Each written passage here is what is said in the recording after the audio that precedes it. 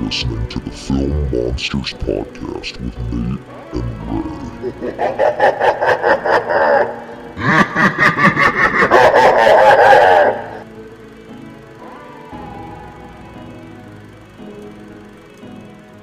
Well, happy holidays, everyone, from the Film Monsters Podcast. I am one of your resident holiday hosts, Nate. And I am other holiday host and the Krampus enthusiast, and a very distracted Ray because I am watching the World Cup as we record. See that? Multitaskers. That's what we do out here. We multitask. We do what we have to do to get the content out there for you guys.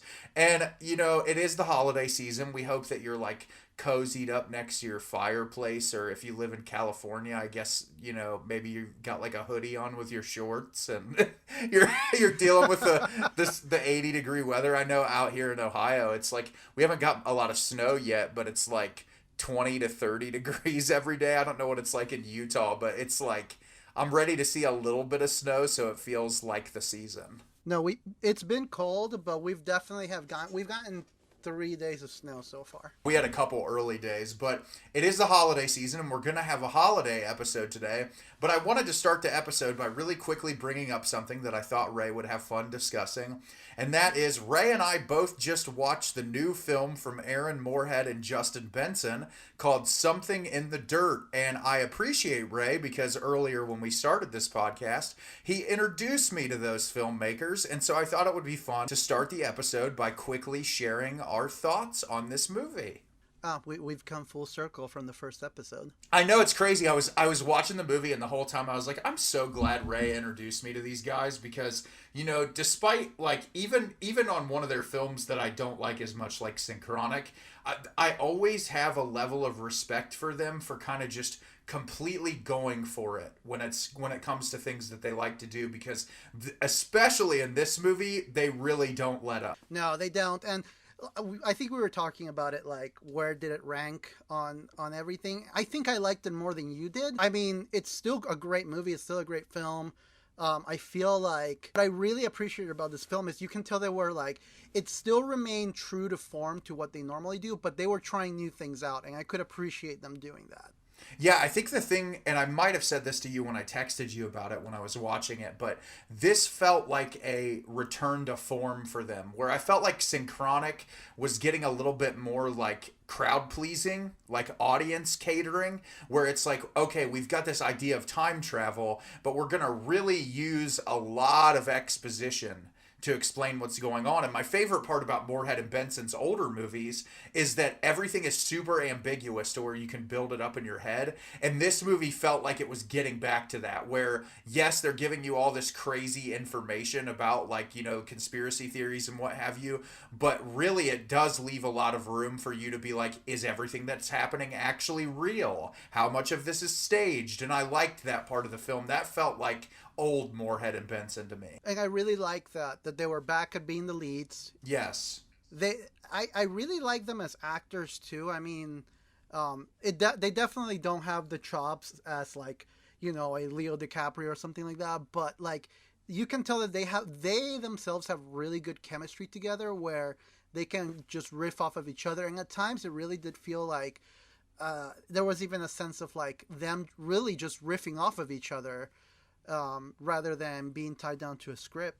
And that is my favorite part about this movie. Their performances are exceptional. Both of them, just the way they banter back and forth, and I agree with what Ray said. Halfway through the movie, I'm how much of this is actually scripted? I guarantee they did a lot of research about these conspiracy theories and things so that they could nail that on the head, but a lot of the dialogue felt really natural. And my favorite scene actually in the movie, not to give anything away, but towards the third act when they have that really big argument in the room towards the end where they both kind of storm off, I thought the performances from both of them in that moment were just incredible.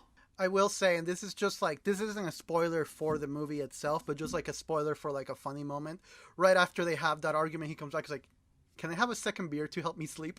And didn't he just yell at him about you never refill the beer? Yeah. I ask you. But I thought there were some really interesting elements into this, and Ray, I wanted to bring it up really quick. We don't have to talk about it long, but I thought it was really cool that they chose to make one of the characters asexual and the other one to be gay.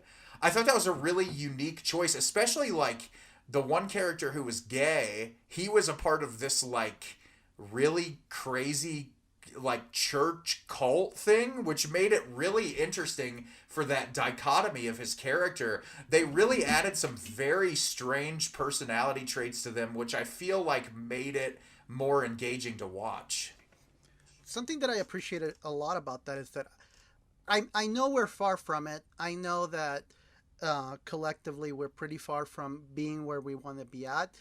But what I liked about this movie is that it almost put us in like the ideal, not ideal, but in like a more normalized society where minorities are just part of the conversation. You know, you have, you know, a gay man, an openly gay man being involved in like a church and, you know, almost a cultist situation. And that's not being a disparaging comment on gay people. I think that's more of like them being like, the universe that they live at is gay people aren't these like, or I should just say in general, LGBT people aren't treated as like, oh, you are this specific type of box. Like they live in a world where everyone belongs everywhere. It's no longer a debate of where you belong because of your sexual orientation. And I do love the way that they included the conversation about the character being asexual. I thought that was something you don't really ever see that in films. I can't think of a film that really has ever talked about a character out loud as being asexual. And I thought that the way that they included that was the dialogue was really well written. It was really, very well written. I also appreciated that it wasn't like a big coming out story. It was more of like a, hey, this is how I feel. It was just a part of the world. It wasn't him just being like, look at me, I'm coming out. It's just like, no, this is the world we live in where all these types of gender identities and sexual identities live within this world, and there's no longer a debate or whether that's weird or not. Exactly. They're just two guys getting to know each other. And that's what was great about it. It was like you never for a moment got out of the headspace of these are two people who met each other who want to get to know each other while they're doing this really crazy thing. That I really did appreciate the incorporation of like the documentary element. I do feel like it was introduced a little sloppily to where at first I was like, what in the fuck is going on? But once they kind of settled into it, I really liked that. When it originally came on screen for a moment, I was like, did Nate send me like a behind the scenes thing? Exactly. It was like, what the hell is going on? But the biggest problem I have with this movie, which I'll get it out of the way quickly, is it starts to feel repetitive towards the middle. And that's the most unfortunate thing. I feel like there's a couple of scenes in this movie that they probably could have trimmed out because I have never once done this in a Moorhead and Benson movie, and I know it'll be considered heresy, but I actually started looking at the time. And I was like, how far into this am I? Because I just got to a point where I was like, okay, I get it. You're introducing new concepts for the conspiracy. But some of the dialogue just felt so similar that it started to pull me out of it. But once it got to the third act where things started to sort of blow up even more, I was totally invested again. Yeah, I do agree that it could have used a little trimming. Like it could have used like maybe take off 10-15 minutes.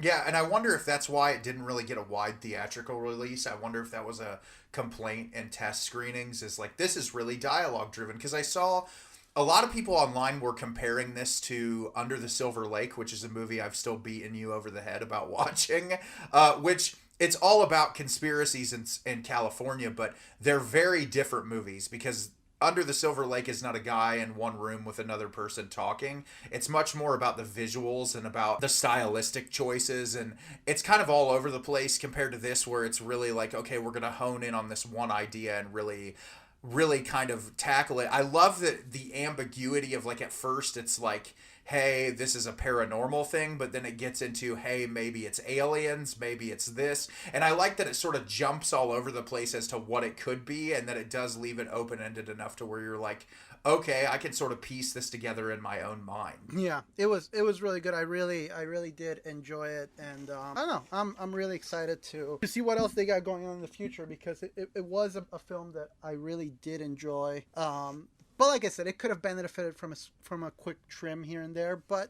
overall, like I really did enjoy it. I'll be really excited when a physical release comes out of this one because I'll want to pick up the Blu-ray to give it a rewatch because I feel like this is a film that once I'm what I'm getting into, I feel like maybe my appreciation for it next time will grow because there's more little minute details I can pay attention to, and I am excited to rewatch it. Yeah, no, me too. I am excited to rewatch it on the bigger screen too. For some reason, the files you send me, I can't cast them, so I just have to watch them on my computer. Yeah, and it's always cooler to watch it on a big screen. But I think this is both Ray and I saying it's definitely worth watching. So it is available on streaming right now. I think you can, not like a specific streaming service, but like on YouTube and Amazon, you can rent it for like $6.99. And I would say it's worth checking out. I mean, it had a really limited theatrical run. I think it's worth checking out. I think that Moorhead and Benson are great guys, that their work is all worth checking out. And obviously, Ray and I have talked about them multiple times on the podcast, but I think we would recommend their whole filmography, even Synchronic, which I think Synchronic's fun. I like Synchronic. It's just my least favorite, but I like Synchronic. And as far as Something in the Dirt goes, I mean, I may have something to say in a coming episode. I also really liked with Something in the Dirt. I really liked the when they were originally talking about the title of the documentary. And what did he call it at first? It wasn't Something in the Dirt. It was something in the light. In the light, yeah. And then at the end they changed it, and he's like, I think this sounds better. There's a lot of. I love that whole. There's a lot of humor. There's actually quite a good amount of humor in it. And that's one thing I will say, and I know Ray will probably agree with me. There's a lot of humor in it, but there's also some humor that felt like it was more inside jokey. Yeah, for sure. That I didn't necessarily get, that it was like, oh, maybe they were joking with each other on set or whatever, but it didn't take away from the fact that I still really enjoyed it. I thought it was a lot of fun. So that was Something in the Dirt. Ray and I both enjoyed it. So now we're going to transition into, it's the holiday season. Ray and I like talking about holiday movies. I think clearly we had a lot of fun near October talking about all things horror. It was a lot of fun. And so we wanted to do a couple episodes at least talking about holiday movies, because when you get around this time, it's a lot more generalized and specific about what is a Christmas movie and what is this. Like it's a lot easier to sort of hone that genre in. But Ray had a really great idea that so that we don't just do, hey, let's talk about Christmas movies, that today we're going to talk about movies set around winter time. And this doesn't necessarily mean that the movies have to be blanketed in snow or anything. Like just that colder atmosphere of this time of year, which I feel like, looking at my list, Ray, feels like it really accompanies the tone well. A lot of these movies are somber. Yeah, here's the thing about winter. I feel like, a lot of people get really, really into Christmas. I do as well. But I feel like there is this like dark side of the winter holiday where people, not everyone is lucky enough to have a caring family to go to for the holidays. So I feel like there is this dark side of the winter and this dark side of December.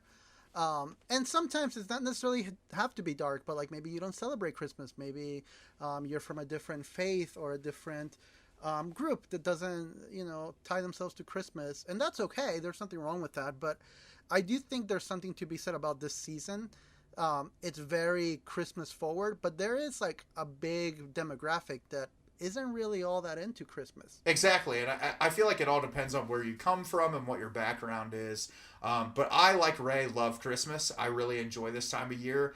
I don't feel like, compared to Halloween, that I cater my film watching to Christmas movies. I try to fit them in when I can, but I feel like these winter movies do appear quite a bit. And I'll be interested to hear what's on your list, Ray, and I'm wondering if you and I will have any crossover, which will be fun.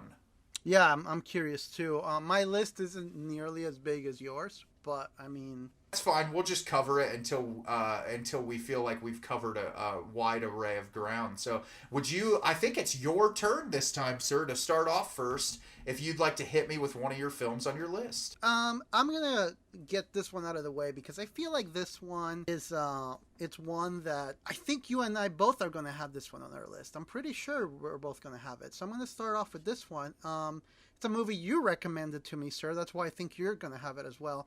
And that is, speaking of coming full circle, The Wolf of Snow Hollow.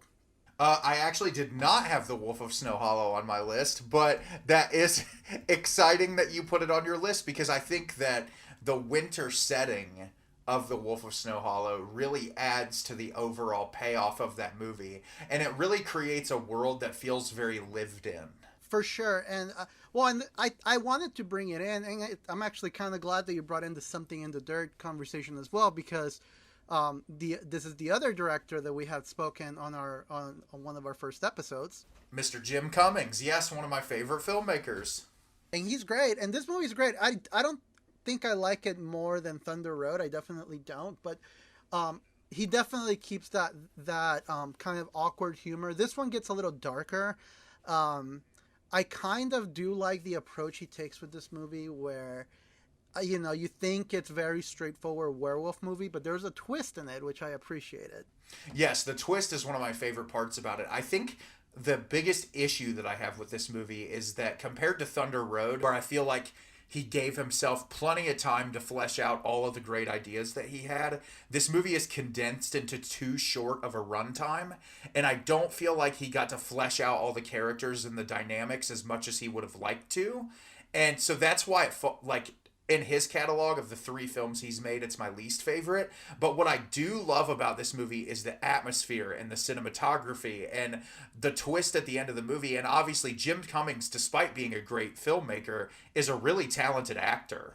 Yeah, and I think he's really great in this movie. I love the incorporation of the alcoholism in it. I feel like that really gives his character a lot to flesh out. And also, this is one of Robert Forster's last films before he died. Oh, really? I thought he gave a great performance in this. Also, shout out to Utah. Local. This is a local movie. It was filmed here in Utah. Shout out to Utah. Anytime, Ray, I feel like you're the same way as me. Like, anytime I go see a movie somewhere and, like, Ohio pops up, I'm like, hey, Ohio! Right. In fact, there's this great scene on Snow Hollow where you see it's like at the very beginning of the movie, you see, I think it's a girl. It's been a minute since I've seen it, but I think this couple is walking down this like skiing resort and they get attacked by the wolf. I've like literally have walked down that same road. That's hilarious. That's like I watched the new Luca Guadagnino movie, Bones and All, and it's like a road trip movie. And at one point, the title card came up and said Columbus, Ohio. And I was like, yes, that's the actual skyline. It's real. They recognize us as an actual legitimate place. Except we didn't get recognized as Utah. We got recognized as Snow Hollow. Yes, exactly. But you know what? I'm glad you included this film because I think it's one, too. This film is really cool to me because this is the first film I saw in the theater sort of post-pandemic. This was when theaters were like right opening up again, where everybody was still wearing masks and they had like areas in the theater that were like really blocked off to where you were sitting far away from people. They could only sell like a quarter of the seats. And I actually saw this movie at my local independent art house theater that's actually like a non-profit. They're really awesome. I'm lucky to have them near where I live. And I went in there for my birthday and actually watched this movie. It was my 30th birthday and I went and watched this movie. So it has a special place in my heart for that reason. Very cool, yeah. I don't have much to say. I just wanted to give that one a shout out because, again, it's one of those, like, we started this podcast talking about Benson and Moorhead and Jim Cummings, and I just wanted to bring him back into the conversation one more time. No, that's awesome. I know this is probably silly, but we're getting towards the end of the year, and I was thinking about the podcast today, and I actually started getting a little sentimental about it. I really love doing this with you, Ray. I have a lot of fun with it, and I was like, damn, I cannot believe, we're not into next year yet, so we haven't hit that 1 year mark, but we're really getting closer, and it's like every week I feel like the episode qualities get better. I just love doing this, and so you bringing that up and us talking Benson and Moorhead, it has me in a very sappy place. Well, let's get back to the fun side of it. What's your next pick? So my next pick, I honestly think I'd probably be ostracized if I didn't bring this up because of how much I talk about this filmmaker, but I had to talk about Charlie Kaufman's I'm Thinking of Ending Things. That movie's been sitting on my watch list on Netflix for forever long now.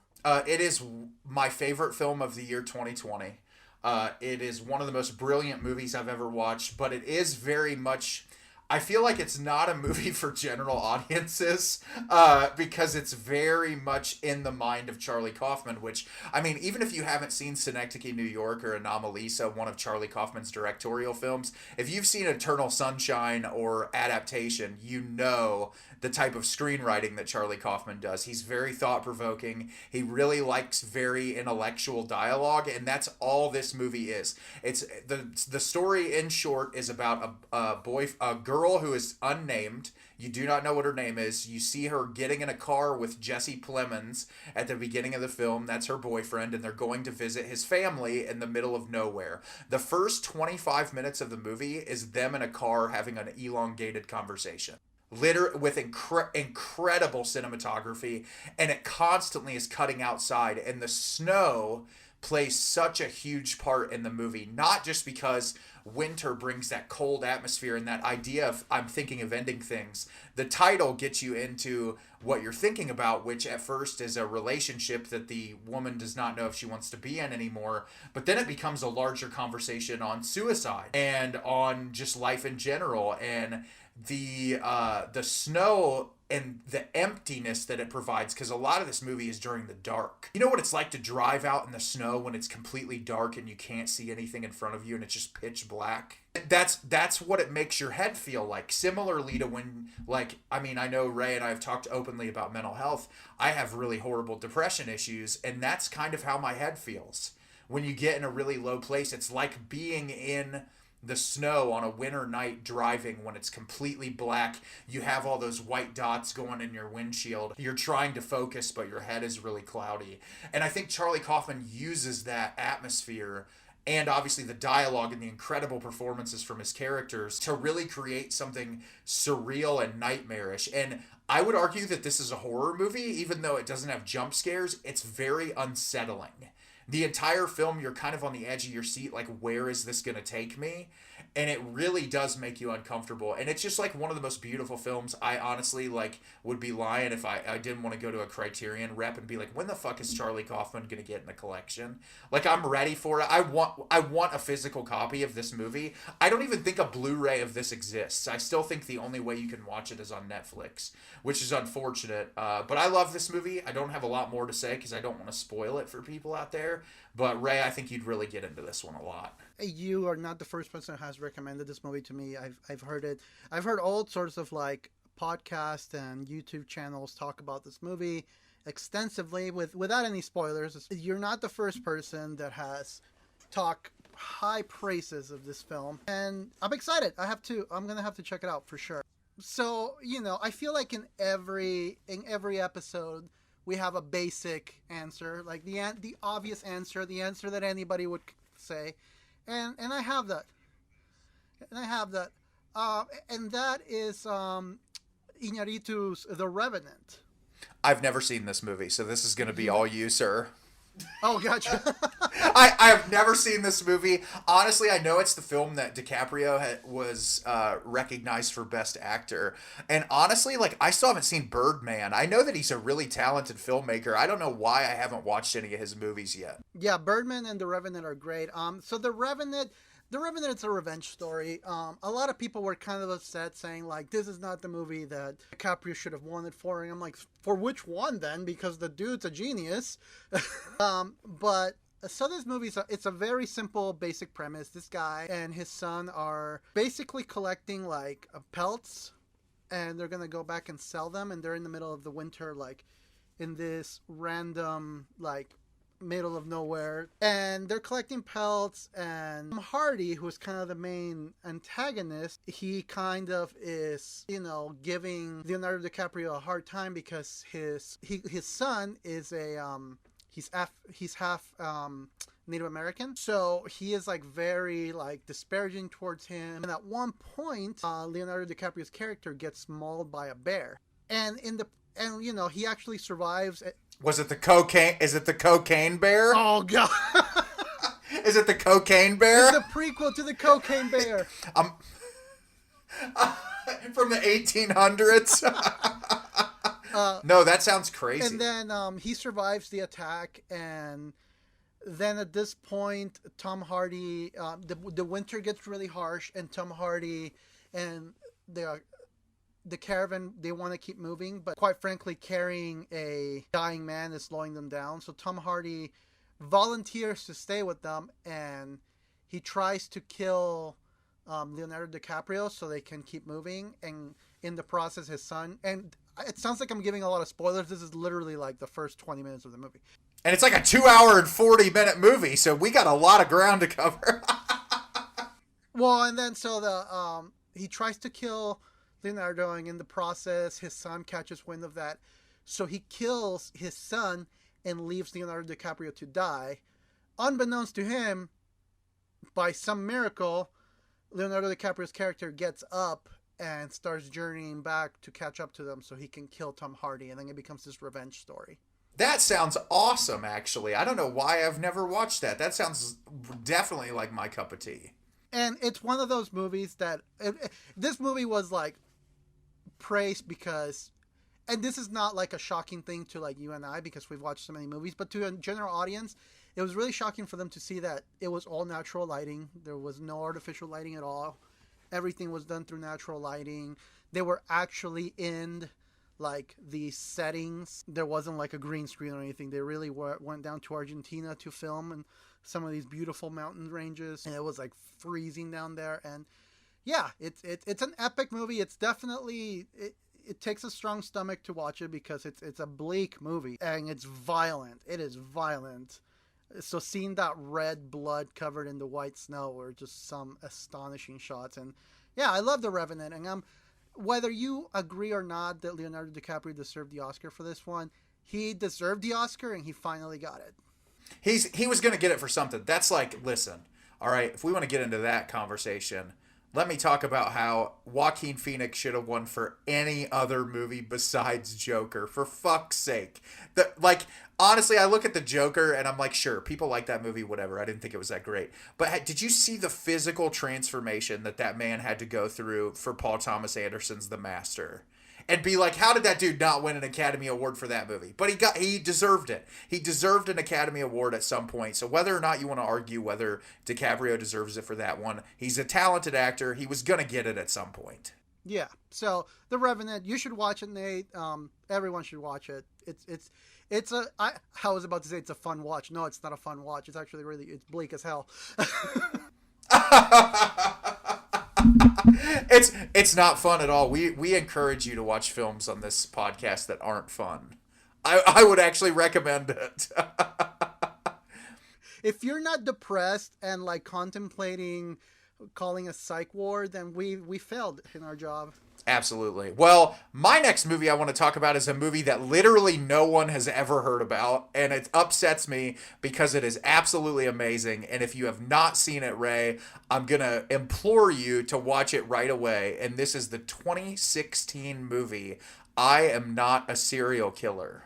I haven't even heard of it. Yes, so this was on Shudder for a really long time, and believe it or not, it stars the great Christopher Lloyd. Whoa. Yeah, so it is a movie about a young kid named John who lives in a Midwest town, and he is diagnosed as a sociopath, and he thinks he's a serial killer.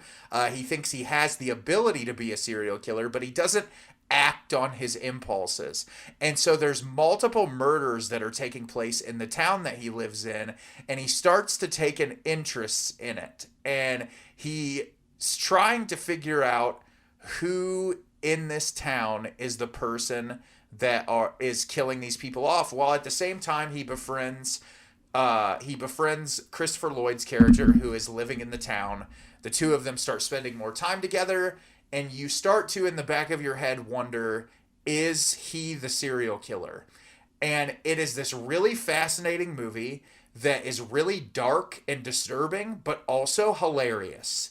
And it really does a great job of balancing that tone. The lead actor in it, who I'd never seen in a movie before, is fantastic. This movie is just really unique, and it doesn't all take place in winter. It starts in Halloween, but a lot of the middle to the tail end of the film is during wintertime, which I think for whenever like serial killers are involved, or it's like movies about mass killings, something about it being at wintertime makes it so much more bleak and depressing. And this film really utilizes that setting to its advantage. The cinematography is great. I think it's based off of a book, but I'd never read the book before, but I watched this. It was on Shudder a couple years ago, and I just randomly was like, I'm gonna sit down and watch this movie because it sounds fantastic. I know it's been on Tubi a couple of times. Like it's like definitely worth checking out. It's such a unique movie. I couldn't believe that Christopher Lloyd was in it when I watched it, and it takes a twist that makes the movie even a little supernatural, which I thought was really cool. And yeah, I think about this movie a lot, and I wish more people have seen it because it's really great and it deserves the recognition. Oh man, you always do this. You always bring up these movies that I like never heard of. Yeah, I need to watch this. So Christopher Lloyd, huh? One of these days I need to just go down the rabbit hole of what Christopher Lloyd has done, because I feel like everyone knows him as Doc Brown. But what else has he done? Like, I feel like he's probably one of those that has like a really deep catalog. You mean like his cameo in the Piranha remake? the man. I feel like he just sits at home and somebody like calls him up on the phone and is like, "Hey Chris, you busy today? Not, hey, you want to be in the Piranha remake? Sure, Eli Roth. I'll be in your 3D version of Piranha." I was in Who Framed Roger Rabbit, but no one cares about that anymore. Hey, I just picked that up on vinyl, okay? Hey, Who Framed Roger Rabbit is great. He was also in Spirit Halloween, the movie, so. I totally missed that one. I need to watch that, because why not? He was also in the great, the most incredible movie of the 1990s, Baby Geniuses. Lloyd. Christopher Lloyd, we love you. All right, so that's all I got to say about I'm Not a Serial Killer. What's up next on your list, sir? Well, while we're talking serial killers and bloody violence during the widest time of the year, why not talk about I Saw the Devil? I Saw the Devil was on my list too. Yes, probably the most horrifying intro sequence to a movie I've ever seen. I remember when I was watching this, literally you told me, "Nate, you need to watch this movie." And I watched it and I finished this thing and was like, okay, number one, this is like one of the best movies I've ever seen, period. But it really does use that atmosphere, especially at the beginning of the film, because I don't believe all of this takes place in the winter. I could be wrong. No, it doesn't. It doesn't. It's really just maybe like the first half of the movie. But when it is in the winter, it really just adds to that bleak tone that it's going for. And what I love about this movie is, on the surface, it feels like one thing, but it's something completely different. Like, if you would have told me that the movie was, no, it's not just a guy getting revenge. It's literally a guy trying to torture this guy to the brink of insanity. Yeah, I remember, so this movie was recommended to me by a friend of mine, and when she was like, there are some parts where you will laugh, but then she described the movie, I was like, I'm gonna laugh at that? And then, yeah, lo and behold, like, the part where he gets stabbed, like, in the just on his tendon. Yeah. Like, I thought that when, because she's like, yeah, there's a part that the guy gets stabbed in the tendon, it's hilarious. I was like, the hell, it's hilarious. And yeah, I was laughing pretty damn hard. Well, there's a lot of moments like that. I think like the scene with the cannibals. Oh yeah. Like there's a lot of moments in that are really funny. But it's funny because the evil guy in this, I've seen him in so many other movies where he does not play the bad guy, and like in this movie, he is legitimately, his character is possibly the most evil character I've ever seen in a movie. Yeah, no, it's arguable. Awful. He's fucking despicable. And what I love about this movie, I love films that explore really complex subject matter. And I always love the idea of revenge, because it's like, does revenge really do anything? If you go out and kill somebody who killed someone you love, you don't get that person back. They don't come back to life.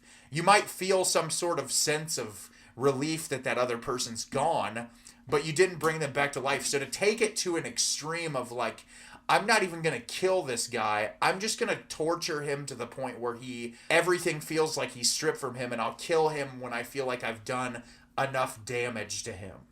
And I thought that was like such a fascinating premise for a movie. And the fact that he's so detached from everything else, he doesn't seem to really care if other people get hurt. Yeah, he's kind of blindsided by his revenge quest. Exactly. Like, and I think the perfect representation of that is the scene where the villain assaults the nurse. He almost lets it go an uncomfortable amount of time. And I love that, you know, compared to like an 80s trash horror movie that would like display all that, it cuts away at like the time where you as the viewer are like, okay, this has gone on long enough. It's almost like the filmmaker knew exactly when to pull away to make you feel unsettled and uncomfortable. Yeah, 1000%. Also, the score to this movie. Are we going to talk about that? Yeah, we've aired our frustrations about this not being on vinyl. It should be, because it's one of the best scores I've ever heard. I know that like it's even hard to find CD copies of this. I always wonder why movies like this that are so well renowned and loved don't get like vinyl pressings right away. But who knows? Maybe Mondo or Waxwork will pick it up at some point. I've noticed that it's kind of hard for like some of these Korean movies to get on vinyl for some reason. Yeah, it's really weird. I'm not sure why, but this was also on my list. I love this movie. It's phenomenal. Like, it'll disturb the shit out of you. Those Koreans, man, they make some great movies. Yes, they do. I should specifically say South Korea, not I don't know what's going on in North Korea. I don't think they know what's going on in North Korea either. Like, just put up that border wall and we let those psychos do what they want to do. We're just gonna live our lives.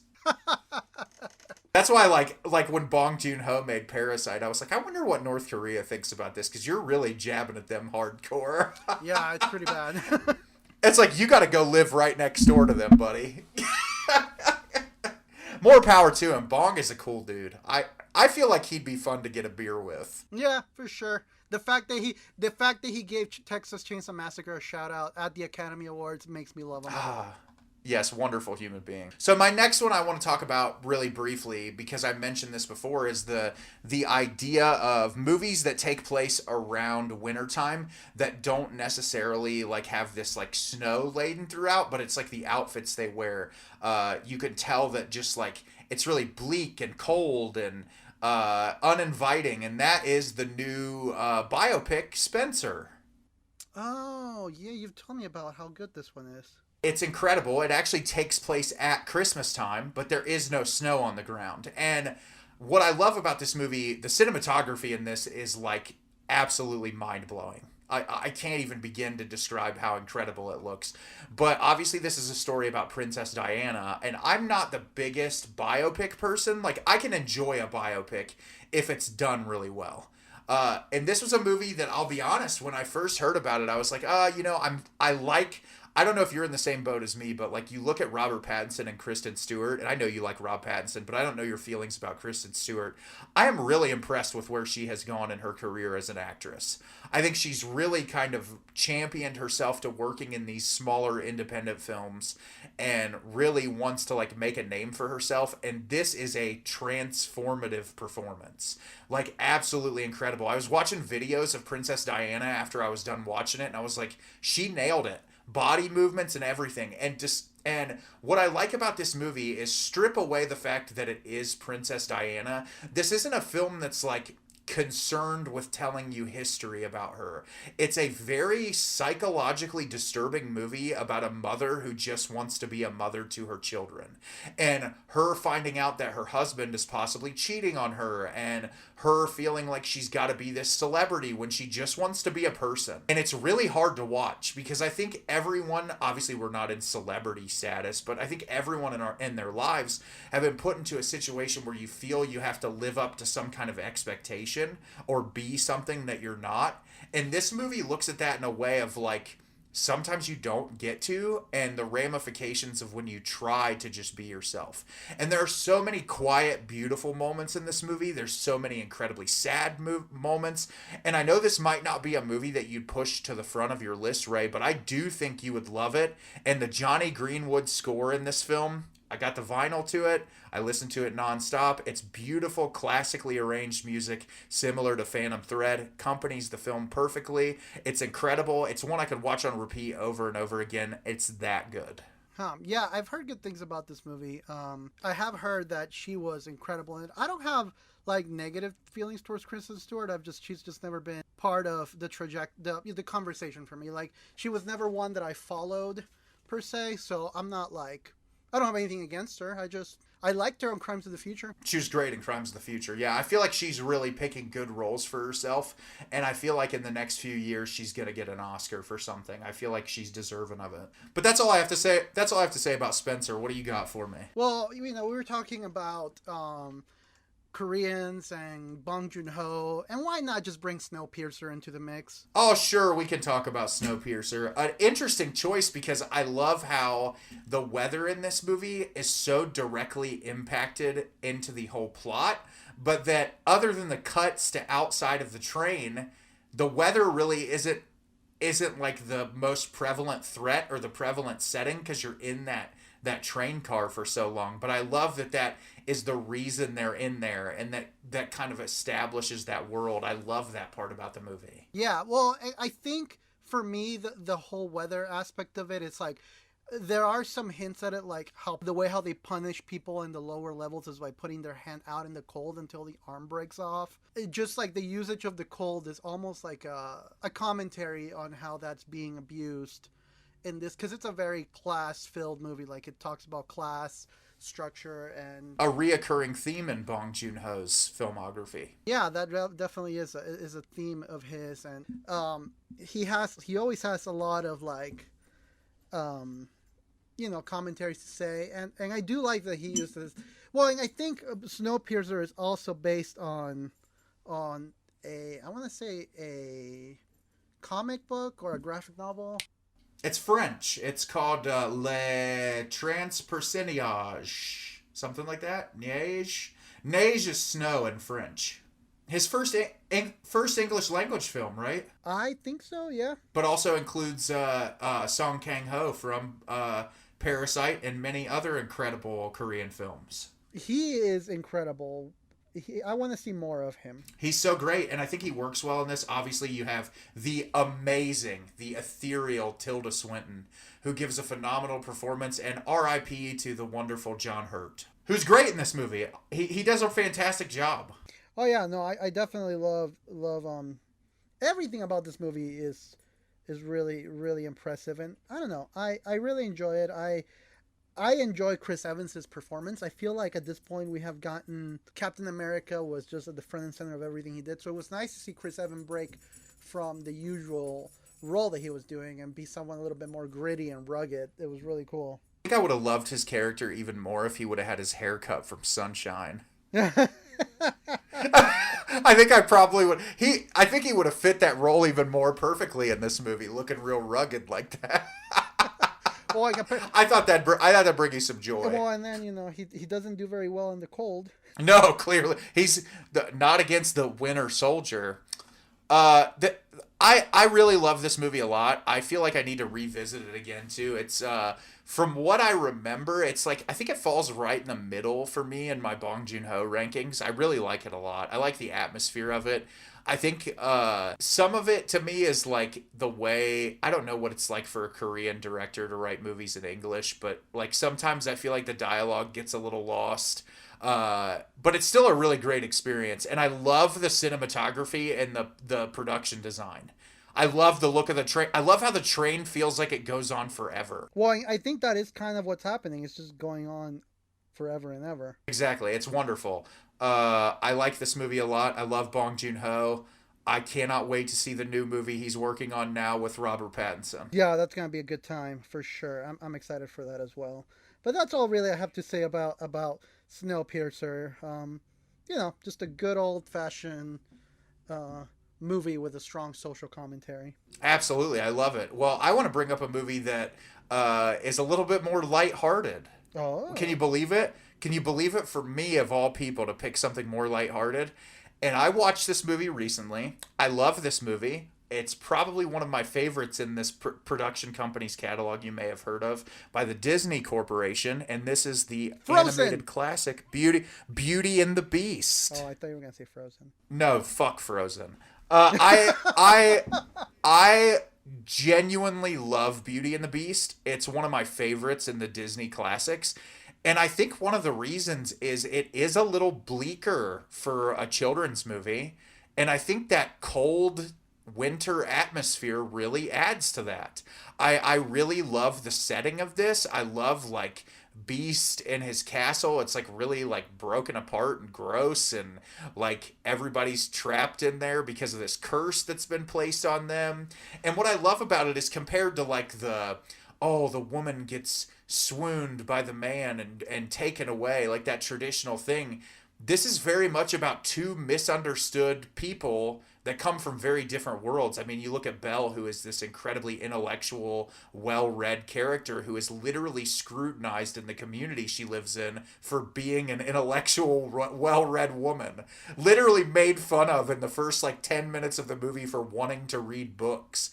And she meets Beast, who is this like obviously a character who used to be this classically handsome guy, but that all of his negative attributes have been attributed to him to be this very mean, cold, heartless person. And I love the one of my favorite scenes in the movie that was really powerful to me, because a lot of these Disney movies, I feel like when they show relationships, they really do a bad job of showing like the connection between the characters, and it's more just like this spark happens and they're together and everything's peachy keen.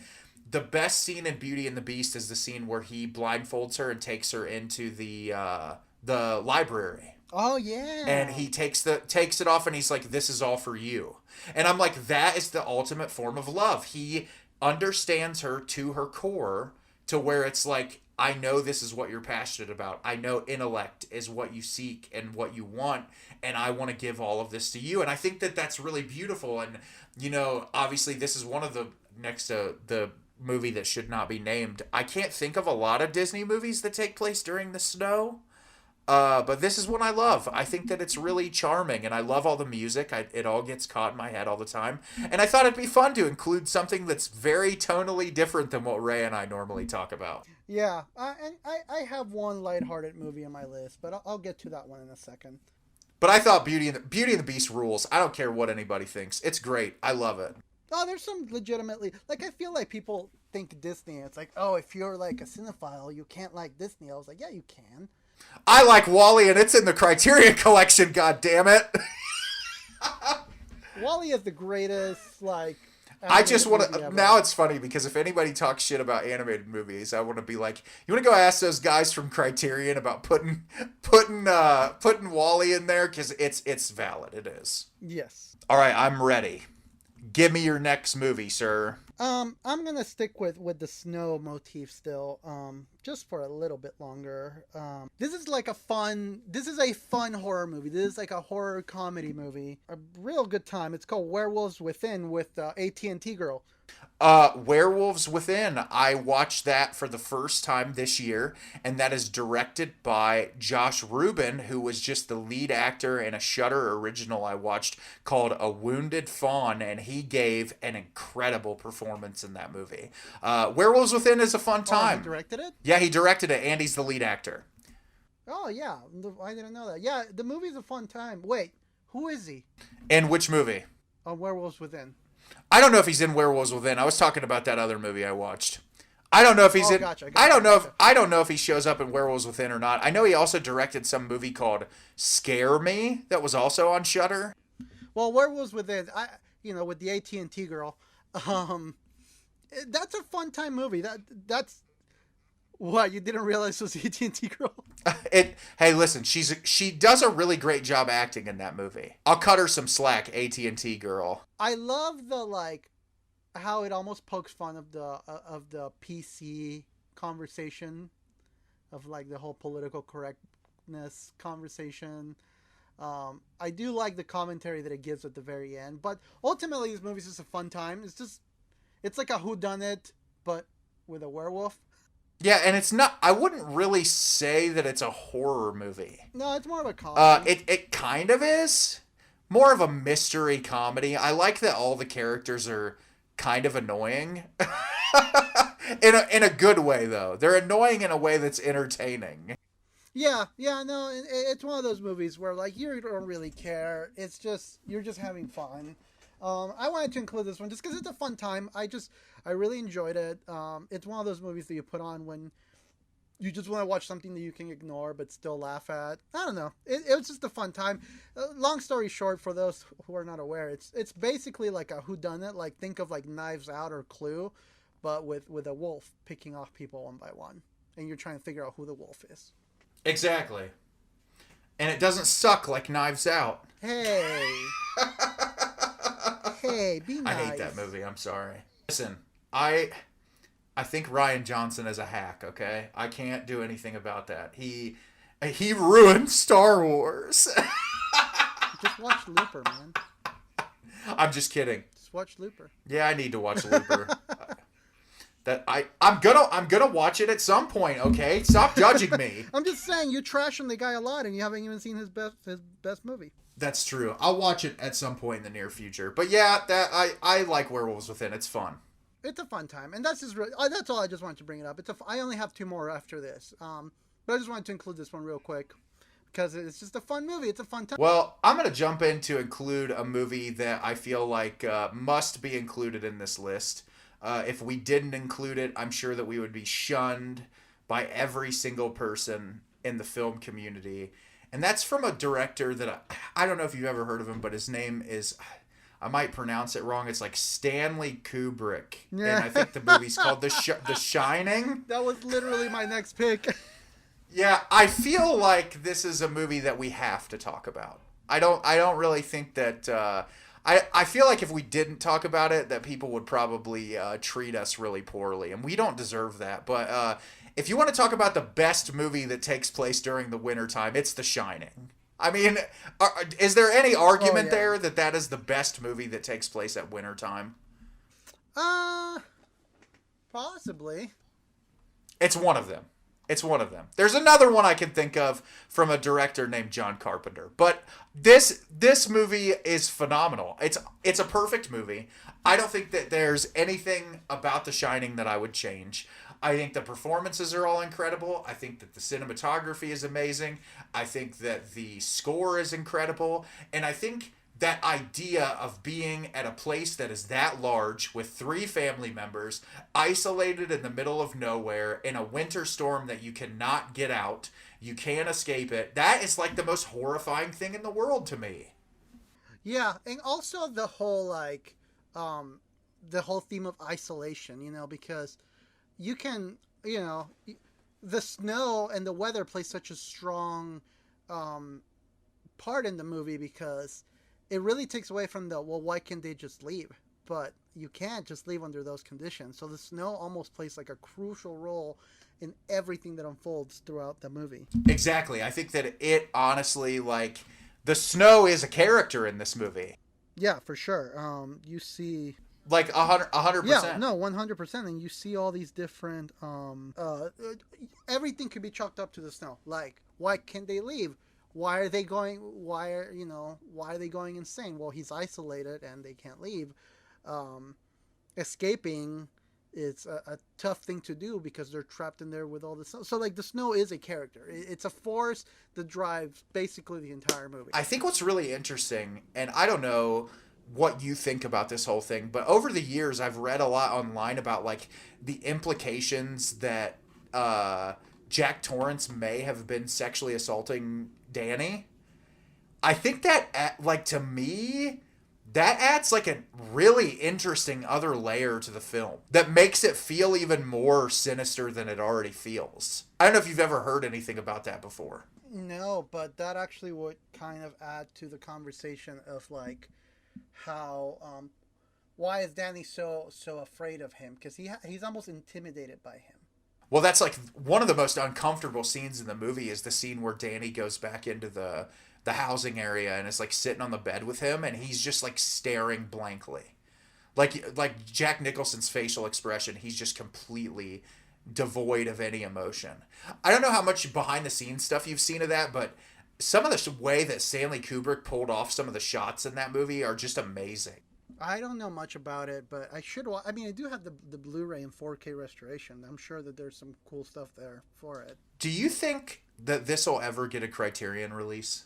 I don't know. I think I would like to see it, but part of me doesn't think it would, just based on purely the fact that this is probably like a money making cow for Hollywood, and they wouldn't want to give up the rights to that. I think it's deserving of it though, 100%. Oh, no, for sure. And plus, I think that Criterion probably could get a hold of some really cool stuff. Yeah. To put on that. Yeah, that is true. Honestly, like, but I think it's one of the greatest movies ever made. I love The Shining. I could talk about it forever, but I'm sure that everything Ray and I could possibly say about this movie has probably already been said. Yeah, seriously, and that was actually one of my last two picks. So you. Well, would you like me to throw another film in that I know you've watched that we can talk about? That's very very tonally different, but I feel like the snow and the atmosphere really add and make this movie much more emotionally impactful, and that is the Coen brothers Inside Llewyn Davis. Oh yeah. Which the snow in this movie, I really feel like accompanies that atmosphere and really makes it a very bleak and somber film that it is. Yeah. I don't know how cheerful that movie is. I love it though. I think it's Oscar Isaac's best performance to date. I love the music in the movie. It really struck a chord with me, and I'm sure I'd love to talk to you about this, Ray, because I know we've mentioned this film on the podcast before, and obviously, we've talked about what the plot is and all that. But what I want to talk to you about more is I feel like what really struck a chord for me with this movie is the amount of artists I've loved in my life that don't get the recognition and fame that they deserve. And it's like, why aren't they on the radio? Why don't they play these bigger venues? What is up against them that is making it not work? And Oscar Isaac, from very early on, you could tell he is an incredibly talented songwriter. He's an incredibly talented vocalist. And from early on, you just keep asking yourself, why can't he catch a break? And I think this movie really does look at how difficult it is in the music industry to pursue the type of music that you love wholeheartedly and actually be successful with it.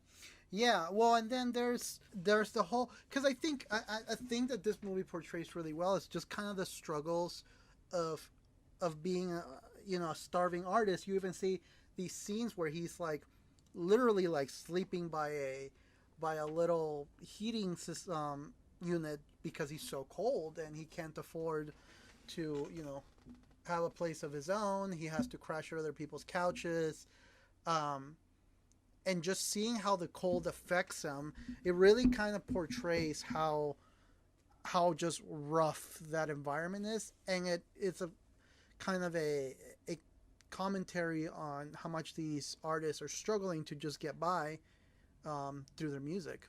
Exactly. I think there's a lot of really great things we could say about this movie, and I think we've said a lot of good things about it. But I think that it's interesting because I totally forgot for a moment when I was making this list about the fact that this movie took place at wintertime. And I was like, oh, this is a perfect movie to talk about because it really does give you that feeling and that vibe of like just sad, somber, and obviously the way that it's shot too, the cinematography and the color temperature that they choose is really desaturated and bleak, and I think that really adds to it as well. But it's just a wonderful movie. Also, the cat's really cute. Yeah, the cat is adorable. And John Goodman gives a hell of a performance in this movie too. He's fantastic. Yeah, he does. That's all I really have to say about it, though. I love that movie. Well, I actually just thought of another movie, besides the one that I have saved for last. I actually just thought of two, but we'll see depending on time. One of them, and you've seen it, The Blackcoat's Daughter. Yes, The Blackcoat's Daughter. The winter atmosphere of that movie really does accompany it. And I also think that gives, obviously, that's not like secluded like The Shining, but I do feel like that because of the snowy weather, there's something about it in my head that it's like even when you get into a vehicle, it's hard to like quickly drive away or escape from something during the snow. And I think that's what makes it all the more horrifying is like, oh, this weather element makes it difficult to escape and get away. And I love the really like cold atmosphere that the movie conveys, especially at this really conservative college or conservative school campus. Yeah. Um, and there's also the whole like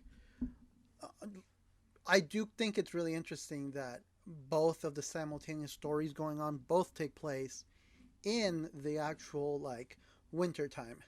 Yeah, exactly. I think that is really interesting. That family that the Emma, which Emma is it that's in the movie? I already forget. Emma, why can't I think of her name? One of the Emmas. When she's coming back, she runs into that family, and they're actually returning to the campus on the anniversary, which I think makes it work perfectly. And it's the Emma Roberts. I don't know why I couldn't think of her name. But yeah, I really, that's a good choice. I didn't even think about that movie at first, but I think that it really, the entire movie has a really like blue hue almost to it. It's very cold. Well, and it was meant to be called February originally because it was supposed to convey that like really cold month of the year. So they had to change the name. And then people thought that it was a romantic comedy. So they had to change the name because I think we talked about that on another episode. Yeah, people were like, oh no, that's not gonna work. No, that's a good pick. I love that. Yeah, I just randomly thought of that one because I'm like, man, I'm running out of movies here. I was like, oh, the Black Coat's Daughter. Yes, the Black Coat's Daughter is a really good choice. Well, I have another one that I can include that is not the entire movie takes place at wintertime, but there is a large element of the film that takes place at wintertime, and that is Greta Gerwig's Little Women. Oh, I haven't seen that one yet. I love this movie. Beautiful cinematography, incredible performances, especially from Florence Pugh. But here's the reason why. Florence Pugh at one point during this movie is playing like a 14-year-old. And I don't, like, she does it perfectly. Like, I don't know how they did it, but she does a phenomenal job with it. Because this film takes place over a multitude of years. And obviously, if you're familiar with the source material, there are several books. But what I like about this movie is it kind of shifts the ideas that the book of Little Women conveys and does it in a much more like modernized perspective. The dialogue is all really great. Obviously, everyone's new young male heartthrob Timothy Chalamet's in it. Laura Dern's in it, and believe it or not, their dad is played by Bob Odenkirk. Which when he showed up, I was like, oh, Better Call Saul. But no, the performances are all really great, and the segment that takes place during the wintertime, that atmosphere really is utilized well. And I think that for the portion of the film that you're in that season, it really adds to the overall movie. But it's really funny. It's also really dramatic. It's just really amazing. And actually, I know everybody, when they talk about Greta Gerwig, they're like, I love Lady Bird. I think Lady Bird is fine. It's not even one of my favorite films in A24's catalog. Little Women is phenomenal. Like, it surpassed Lady Bird for me in every single way. So, yeah, you should check it out sometime, Ray. I think you'd really get into it. It's definitely different than what you would expect. Okay, yeah, I'd be interested in watching it. I really like Saoirse Ronan as well. I think she's a great actress. I want to see more of her. She was great on that movie. See How They Run. I still haven't seen it yet, but I want to watch it really bad. It's all right. I'm not gonna tell you something. It's all right. It's like a direct-to-video Wes Anderson movie. Yeah, honestly, I saw it and it was all right. I mean, you got one more for me? How many you got for me? I got one more. Hit me with it. Wait, how many do you have? Maybe I can muster up one more. I mean, I have a few that I could choose from, but if you want to just do one more, I'll just do one more. Okay, cool. So this movie, I'm gonna end on a hopeful note, on a lighthearted note. Yeah. I adore this movie. I'm gonna preface by saying I adore this movie. I shamelessly adore this movie. It's a cute story, but it pulls at your heartstrings. And the movie that I want to talk about, it's actually a movie called A Street Cat Named Bob. So A Street Cat Named Bob, it's actually based on a true story. And the story is about this guy named James Bowen. in England, he was a homeless guy. He would go around just playing his guitar, trying to make some money, and he was heavily addicted to narcotics. I think it's heroin, if I remember correctly. But he is heavily addicted to drugs, and he's trying to get out of that lifestyle. And at one point, he gets placed in this program where they help people get clean, and he has to stay in this like living like it's these like apartment complexes that are they're given by the government basically, and they give it to the people that are trying to stay off of drugs, and they're trying to stay off all of these just bad habits that they've picked up as they've been homeless. And he's having a hard time, but he's making it work. And one day he finds a stray ginger cat on his front porch, and he's hurt, and with this little money he's made playing the guitar, he takes him to the vet. And then he thinks that the cat is just going to leave, but then the cat never actually leaves. I guess this is like really beautiful story about this man who's just down on his luck. He just doesn't have much going on for him. He's trying to get clean from drugs, and everyone turns their back on him except for this random stray cat that wanders into his life. And the whole movie takes place during winter. It's one of the harshest winters in London, and he can't even afford to pay the electricity, so his apartment is like blistering cold. And Christmas plays a small minute, like there's a day that he spends Christmas with his cat, but the movie is not about Christmas. It's about that beautiful story of him and his cat, and the cat starts following him everywhere, and he starts doing performances on the street, and the cat's there with him, and people just kind of fall in love with the relationship he has with his cat. And honestly, it's just a really sweet story about this guy that just wants to get clean off of drugs and have a second chance at life, and he builds this beautiful bond with this cat.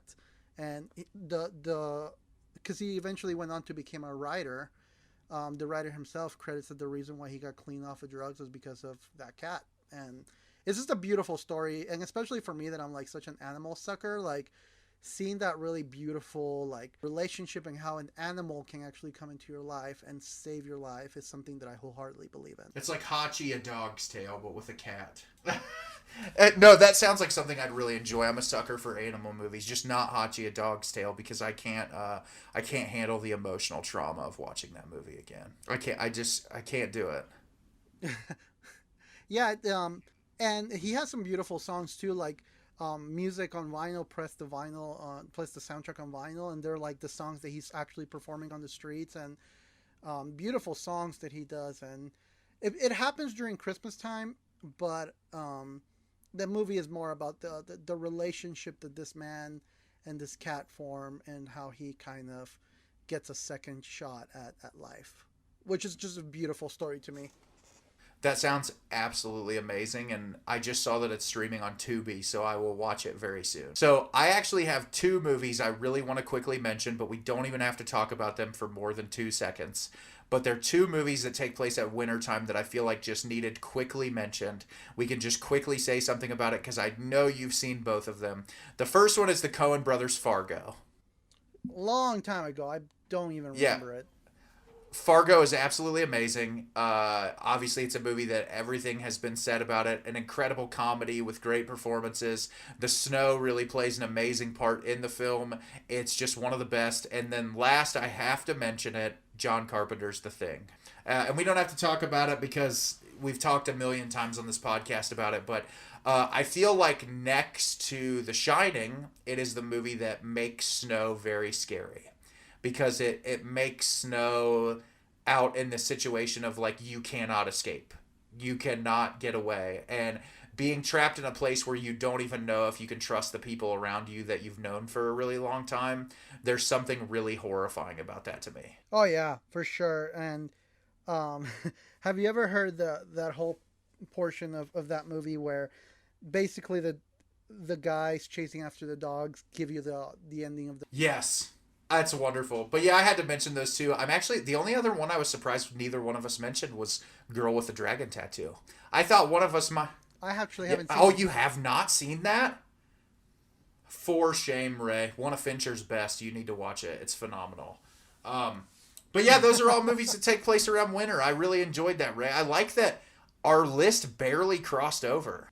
I know. I could have sworn we were going to cross over more than with The Shining. Yeah, but that's awesome, and that's what I love about our podcast is there's so many times we do episodes that I'm really taken by surprise when we don't overlap, and I'm glad we didn't because I feel like that gave people a lot of like cozy wintertime movies to go check out, and yeah, that's great. And Ray and I next week on the podcast, it's gonna be right around the corner to Christmas, and so we're gonna talk about some of our favorite Christmas themed movies. Not just winter this time. We're talking about Christmas. Which I'm excited because I can already think of a handful already. Absolutely. There's a ton of Christmas movies. The thing I love about Christmas movies is that there's so many different like genres of Christmas movies that we can talk about. And I'll be really looking forward to hearing what'll be on your list. So that'll be the next week's episode. We're going to talk about that. We're going to talk about... We might even start the episode by talking about some of our favorite things about Christmas, because we did that for Halloween, and I had a lot of fun with it. So, sir, I have a question for you. What did you watch this week? So I watched Something in the Dirt, which we talked about. I also watched another one that I want to actually save for our Christmas episode because it was Violent Night. Oh my God. Did you like it? I loved it.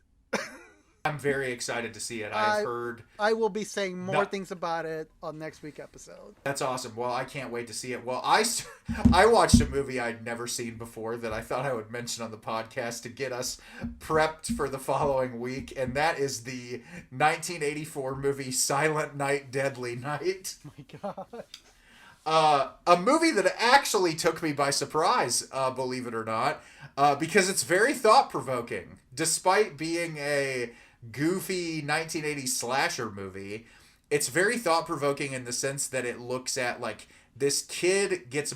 his parents get murdered by a Santa Claus that is not... I mean, it's not the real Santa Claus. It's just a guy in a Santa Claus outfit. And so he gets put at an orphanage where this Catholic nun essentially, like, psychologically abuses the kid, telling him that, like, he's overreacting after watching his parents die to this Santa Claus character.